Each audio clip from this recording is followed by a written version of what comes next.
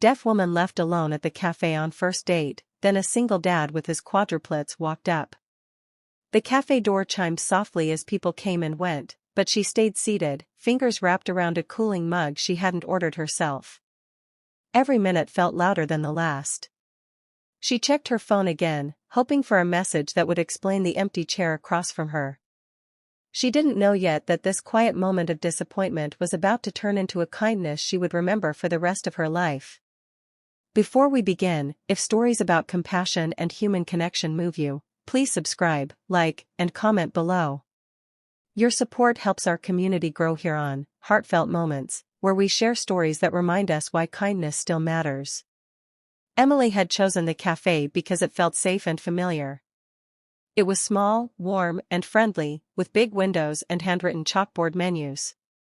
As a deaf woman, she preferred places where she could read lips easily and where the lighting was good.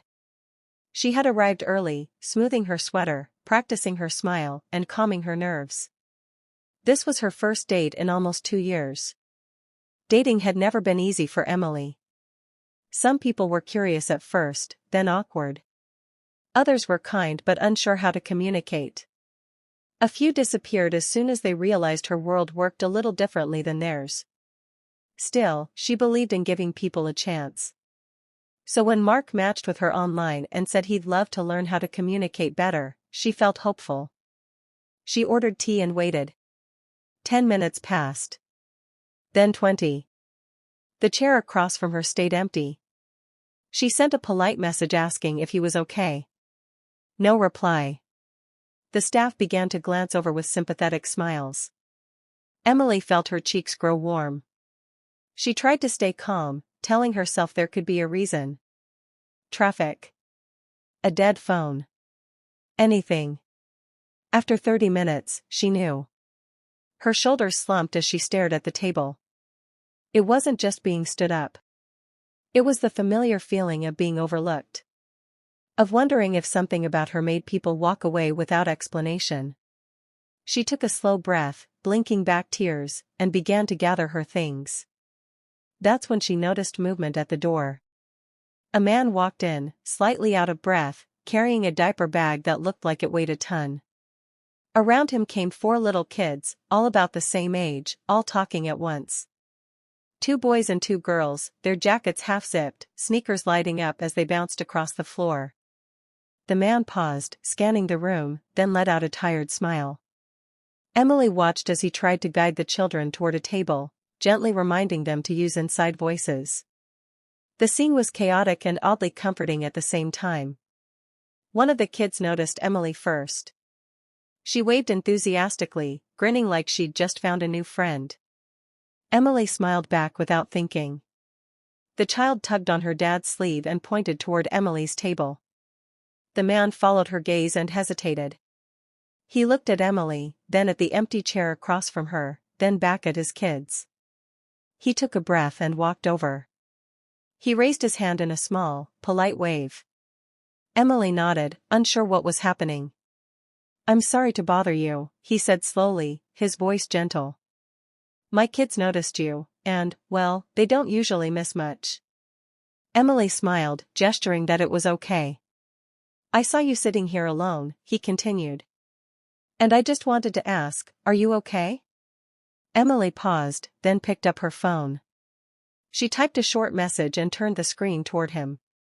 "I'm deaf. My date didn't show up. I'm okay. Just a little disappointed." The man's face softened immediately. "Oh," he said quietly. "I'm really sorry that happened to you." He pointed to himself. "I'm Daniel. And these are my quadruplets, Lily, Noah, Ben, and Sophie." The kids waved like a tiny parade. Emily laughed, the heaviness in her chest lifting just a little. Daniel hesitated again, then took a chance. He pulled out his phone and typed. "Would you mind if we sat with you for a bit? We don't want to intrude. I just don't like the idea of anyone feeling alone." Emily read the message. Her eyes filled with surprised tears, but this time, they were warm ones. She nodded quickly and gestured for them to sit. The kids climbed into chairs like they'd known Emily forever. One showed her a drawing. Another asked Daniel to help type a question about her favorite color. Daniel did his best to keep up, typing, smiling, apologizing for the noise.